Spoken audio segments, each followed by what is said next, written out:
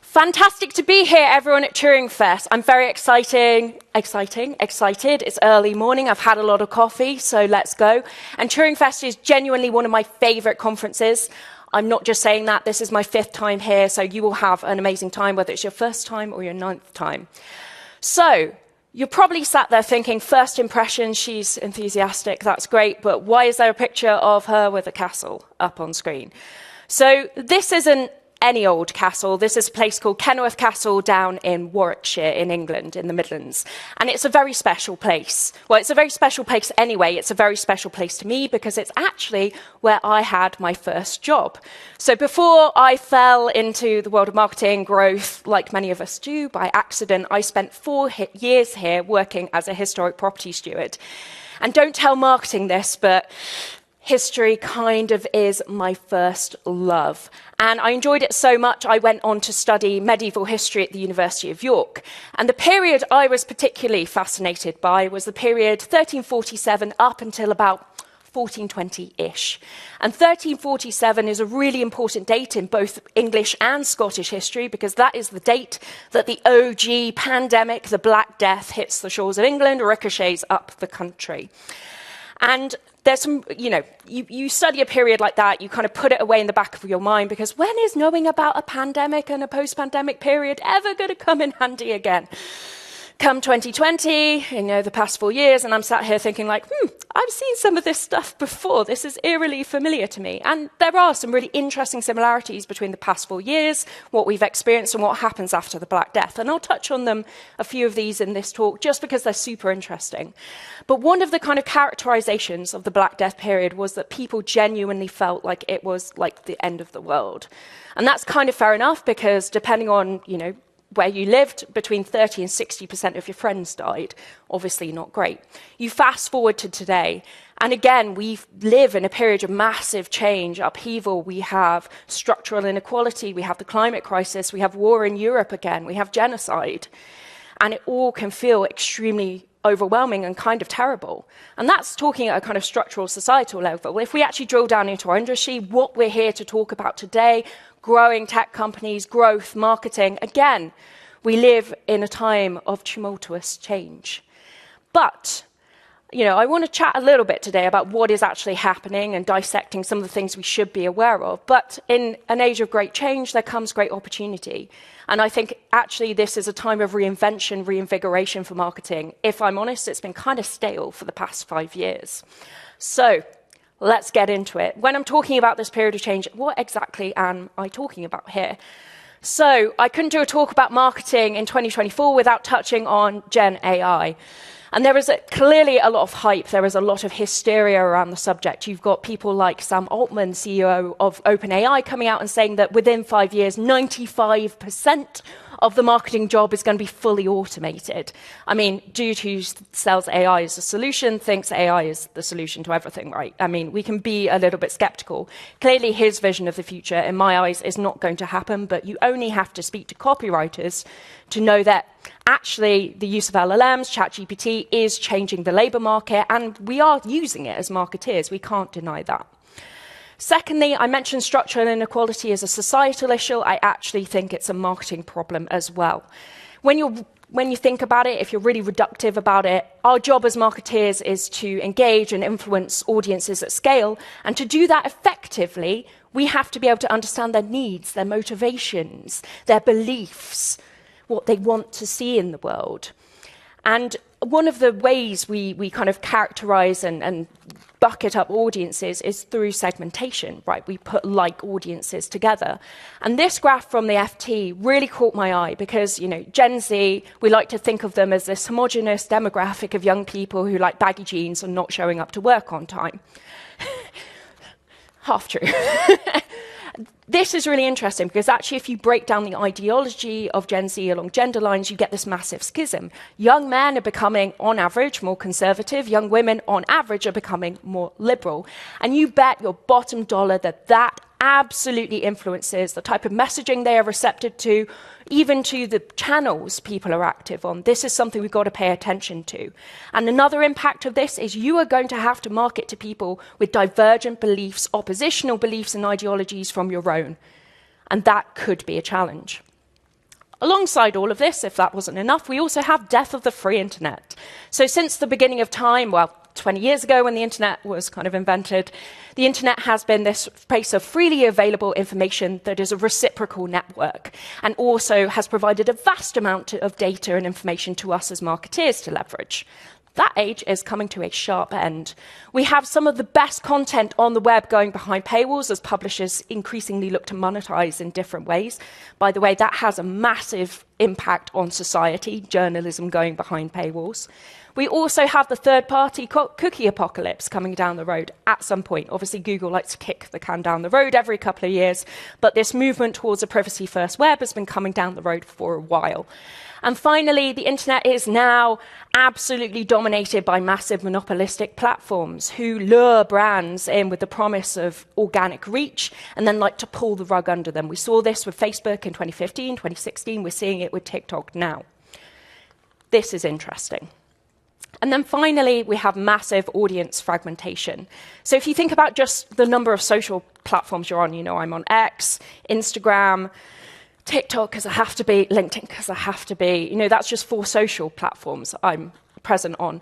Our audiences are spread across this massive platform surface area, a lot of them acting as walled gardens. They don't play very nicely with others. And our kind of job of orchestrating and reaching audiences effectively and cost-effectively across these platforms is becoming increasingly harder as well. So, what does this mean for you? That all sounds a bit doom and gloom, but like I said, there is absolute opportunity in this. So, to go back to tired age demographic stereotypes, I am a self-professed geriatric millennial. I love 2 things. I love avocado toast, and I love owning stuff, not renting it. And this is absolutely a mindset we need to have towards our audiences. I've described a little bit of the challenge already, but we are beholden to these massive rent-seeking tech giants.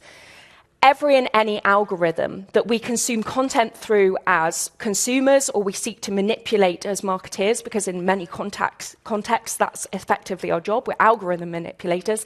Every and any algorithm that we interact with is not primarily there to serve us better content or experiences as end users, and it is not there to help us be more effective marketeers or advertisers. It is there to extract maximum amount of value out of the ecosystem and give minimum value in return. This creates a whole problem of misaligned incentives. And just to illustrate, so my husband, who's here today, he is an artist, an algorithmic artist, and he's built a pretty decent following on Instagram. He monetizes that through selling his art. One day last year, Instagram just decided to delete his account.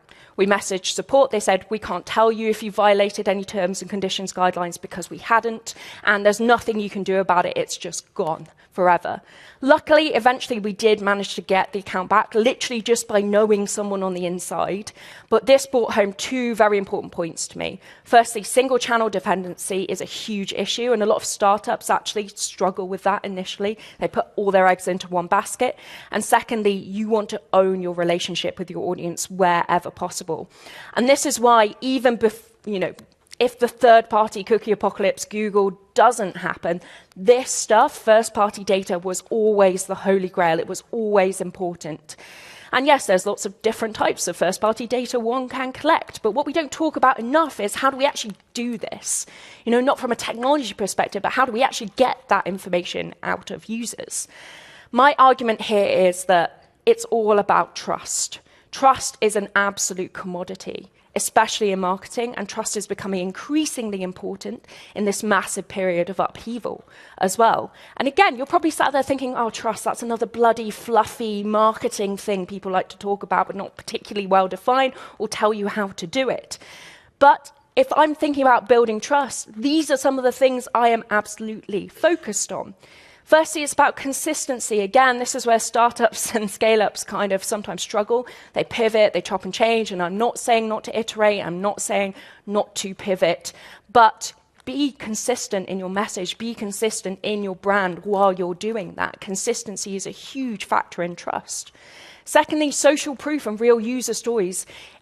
One of the challenges of trust as a real thing we should be focusing on is it really benefits larger brands. If you're a known brand, you already have trust, and you can leverage that trust to build trust with other people. What do you do if you're not a known brand? get other people to advocate for you. This is absolutely, and again, with a lot of the kind of startup scale-ups we work with, this is where they really struggle because they don't have that social proof. That should be something you're focused on, big or small. Thirdly, opinionated, stand for something, but with some caveats. I mean, we're all aware of greenwashing. We all can see through it. Consumers are extremely savvy now. And also, you've got to stand for something your audience actually cares about. You know, I talked to a startup last week, and they said, oh, our premise is all around sustainability. And I said, but do your consumers actually really value that above and beyond these other things? And they were like, not really. It's like, so why is your central promise all around sustainability? It's important, but it's not going to get you over the line. And finally, a good overall experience. Again, we like to talk about a good digital, a good app experience, but this is much more comprehensive. You can have the best website in the world, the best app in the world, in-app experience, but if users come on, convert, transact, fall out the other end and have a terrible experience with customer support, go and tell 5 of their friends, that absolutely is a trust destroyer. So again, my argument about marketing is done best with a capital N. It is holistic, it is all-encompassing, but we'll save that for another talk. The thing about trust as well is I think we need to start to pivot and incentivize our teams towards the metrics that are proxies for trust. So these are some of the metrics, and hey, we could argue about the validity of any of these, right? But these are some of the metrics that in our kind of old world used to matter. We might KPI teams on. Moving forward, we absolutely need to be KPIing teams on metrics that are proxies for trust. This is the type of stuff I'm thinking of. And subscriber rate, just insert whatever first-party collection conversion you are going to put in there. So, trust is interesting in this landscape because audiences are starting to have a very poor algorithmic experience. They're starting to increasingly mistrust algorithms. We're seeing this a lot in Google, for example, where users, you know, for a long time were going to Reddit instead because they perceived that as a more trustworthy experience, getting real first-hand information and answers out of someone. Obviously, that's slightly fudged because Google's now kind of importing Reddit results into AI overviews and all of that stuff. But there is a real opportunity here because audiences are trust hungry. And the question is, how do you make your brand the one that is trusted, the one that people do flock to and bypass algorithms to come to directly? That is the real opportunity in front of you. But algorithms clearly are still going to be gatekeepers. We can't get rid of them. But I think, particularly if I think about Google, I think its role in the user journey is changing. It is less an upper funnel discovery platform and more a mid-funnel platform, kind of converting users on behalf of the brand. So we need to kind of rethink, especially search as this place of incremental gains across a massive channel surface area, because users are starting to search elsewhere for education, information, entertainment, and we need to adapt to that. So some of the logical conclusion of my argument here is that all roads really do lead to brand. Now, the internet has been full of shite content for quite a while. And this is before Gen AI and LLMs and all of that stuff. You know, it's funny, these ultimate guides to digital marketing, they're all about 5,000 words on. They're all riffing off each other. They follow the same structure as each other. They are written by some subject matter experts, they're kind of thrown in there, but it's surface level content, it's junk food content. And this is what has been out there for a while. And actually, the challenge with Gen AI is obviously the cost of producing surface level content has fallen to virtually nil. And this creates a problem for Google in particular because this flood of mediocre content actually really disincentivizes them from indexing the web and actually disincentivizes people from producing content. And actually this is why the AI overviews in particular are quite interesting to me. Because if your content you're producing actually satisfies queries in a way that an AI overview could just be kind of pushed in and do the same job, you're in a sticky situation. And this is what John O'Alderson, who came on our podcast, talked about, and he called it solved query spaces. You know, this is things where there is a single canonical answer that can just be served up and the user doesn't care about where it came from. So if your content machine in particular is built upon that type of content, you've got a real challenge. Basic information is now an absolute commodity. And you'll have heard this before. This argument's nothing new to you. And I think the other kind of side effect of this is inbound is effectively dead. I mean, it's been dying, argument's sake, for the last 5 years, but the kind of arbitrage or opportunity of putting a shit ton of content on the internet is kind of gone. The only thing that is left is your brand. And again, fluffy marketing term, what the hell does that mean? That is the unique narrative you have, the stories you can tell, the people in your business. It is what makes you, you. But when we talk about brand, I think we sometimes get a little bit confused between two concepts I'd like to refresh our memories on. Again, won't be new to many of the people in this room. So you have the concept of brand salience versus brand preference. So brand salience is being top of mind when a customer enters a buying situation or thinks about your market category. Brand salience is often called brand recall. In marketing, we love terminology, lots of different terminology for kind of the same thing, right? Brand preference is slightly more nuanced. It's not just being top of mind, but it's being the brand that is actually chosen. So I want to have a little bit of a game here, I guess. So I'm going to put a market category up on screen, and I want everyone to take a second and just think of the first brand that comes to mind. There is no right, there is no wrong answer here. So let's go. I can see people thinking. Crisps or chips for any Americans in the audience? Okay. Thought of everything? I'm seeing some nods. Great. I'm going to put a brand up on screen. I want you to raise your hand if this was the brand you were thinking of. I'm so glad that worked. I tested that on a small... Keep your hands up, guys. I tested that on a small group of people, so I'm glad that scaled up. So I want you to keep your hand up if this is the brand you actually buy at home. Yeah, that's interesting. Like over half of the hands went down there, so you can put your hands down. Thank you for that. Bit of audience participation in the morning. Brand preference. The one people actually buy, that is the one that counts. Just because people think of you, that's a bit of a vanity metric almost.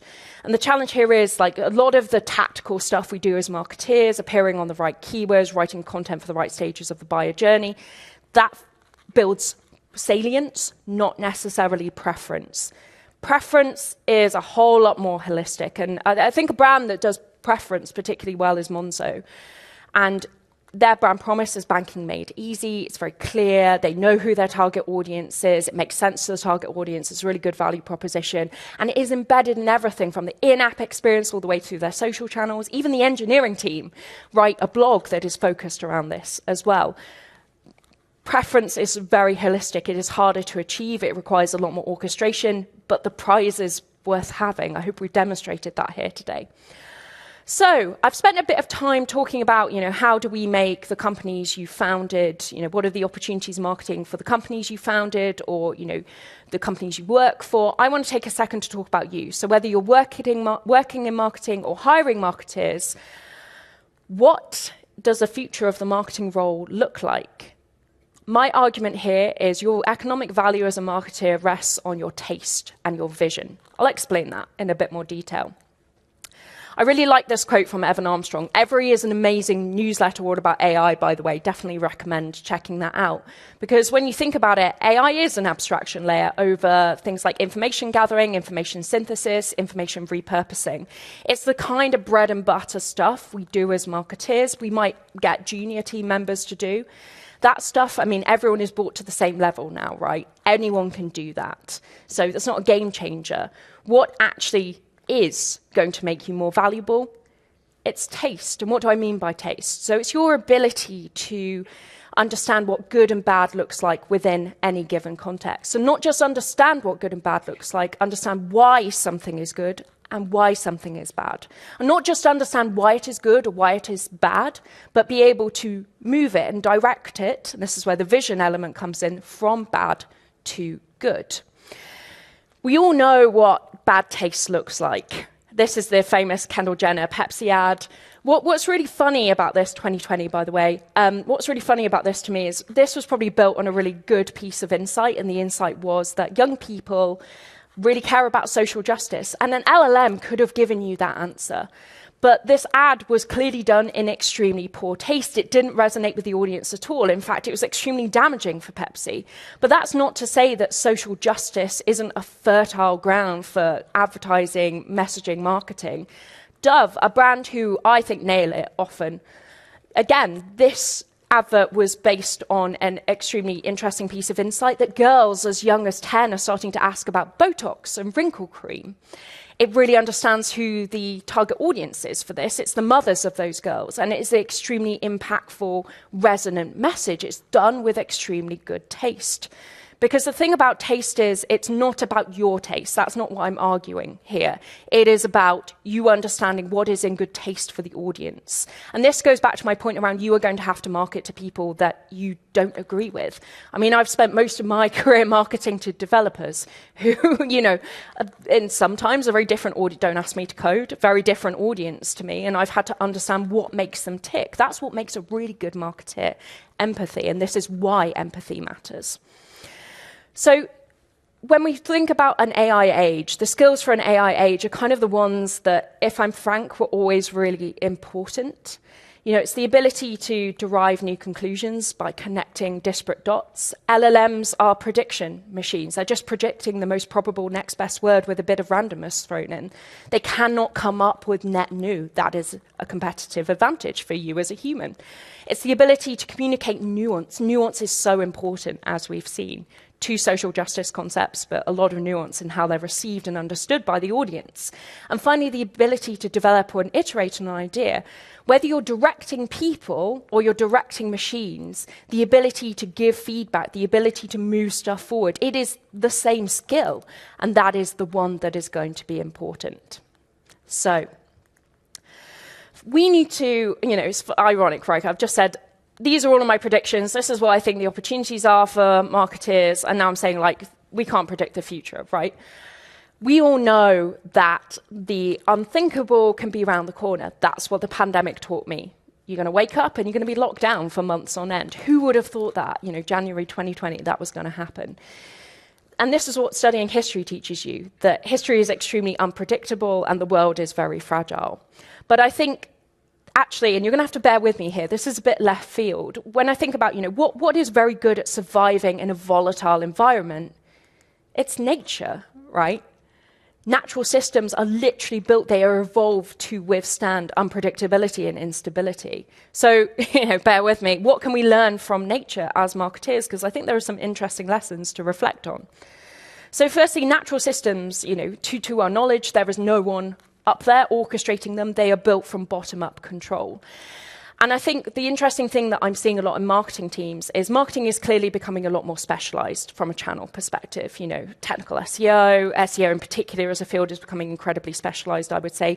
So we're building teams up of these specialists, but we're still treating them as very siloed teams. And often siloed marketing will be siloed as one part of the organization, away from product, away from engineering. I think we need those deep specialists within teams. I'm not arguing that everyone should become a generalist here, but we need to be better at networking them in with each other. Again, this is what nature does incredibly well. Animals operate a niche, but they are part of an ecosystem. Secondly, nature grows through multiple layers of simplicity. There is no vision for, this is a dinosaur at the end and the amoeba must leap straight to the dinosaur. It evolves, right? And again, when I think about team organization, which is something I kind of obsess over, I really think static teams are starting to give away to flexibility to allow teams to become emergent and build around the conditions on the ground. We do a lot of kind of fractional CMO work. I think that's why that whole fractional movement is happening because, it's a lot more flexible in many sense. I think that's why freelancers are becoming much more leveraged as well. And I think this idea of the static marketing team that we hire and we fix, that's gone. You need to inbuild flexibility into your organization. And finally, natural systems, they organize around self-changing rules. There is no, this is what this thing looks like and it's going to stay that way forever. I mean, unless you're a shark, right? 320 million years of just being the same. And I think here the lesson for me is marketing's going to move faster. We can't slow it down, and we've got to be able to move at pace with it. And again, this kind of traditional cycle of, okay, we set out our marketing plan 12 months in advance, or even H1, H2, or even quarterly, and we stick to it no matter what, even if things actually change, that has got to change. And I think that's a difficult conversation actually for marketing to have with leadership, right? That actually things are changing really fast and we're going to have to try new stuff and we're going to have to evolve. But that's the conversation you need to be having. So I said there were some similarities between what happens after the Black Death and some of the stuff we're experiencing now. This should all look weirdly familiar, right? I just want to focus on the last one. So the Black Death, I mean, it rumbles on for a good couple of hundred years. They don't have vaccines, yada, yada, yada. But you do get this emergence of a new technology, Which, can anyone guess what that is? Shout it out. Yes, printing press, the OG communications revolution. And I tell you what, at the time, people were shook. Like, you have the rulers of Europe losing their goddamn minds over this. What? People can just print whatever they want, ever many copies they want it. What about the monks in the scriptorium? They're going to lose their jobs. This whole traditional industry is going to fall down. Sounds familiar, right? But the thing about the printing press was that at the time it was introduced, yes, it was a revolution. You could produce copies of books at scale, Gutenberg Bible, all of that kind of stuff. But what's more interesting to me is the second and third order impacts of it that come a bit after. There is a lag. Because arguably you wouldn't have the scientific revolution, the Protestant Reformation, the Industrial Revolution without the printing press. It's that longue durée effect. And we are standing now at the precipice of a new revolutionary technology. And I don't think it's hyperbolic to call AI revolutionary. I just don't think the here and now we're seeing the extent of it. Like, we're all using it, we're all figuring it out. What is more interesting, what is going to be more impactful is how it changes consumer behavior, how it changes society. And that's 5, 10 years away from fully kind of percolating through the system. So I wouldn't be worrying about it too much now. Yes, I'd be using it, but I'd be thinking about how does this change the world I live in and what are the opportunities from that. The thing is, moving forward, there is no room for marketing sheep. We can't just follow the crowd. We can't just follow competitors. We can't just do the stuff we were doing 5 years ago, 2 years ago, a year ago, and expect the same results. The game has fundamentally changed. The people who win moving forward are the people who are willing to change, to do something different, to recognize the world as it is. So if you can take away anything from this talk, it's this. It's all about trust. Focus on trust. Incentivize trust within your teams. Optimize for preference, not just salience. We need to define and deliver quality. That is our job as marketers. We are the guardians of quality, the guardians of taste. And finally, you need to diversify your approach. Otherwise, to be perfectly honest, it's adapt or die time, right? So I hope you enjoyed that. I really enjoyed being here with you today. I'm at the round table. If you've got any questions, especially if you disagree, I love people who disagree, please let me know. And thank you so much.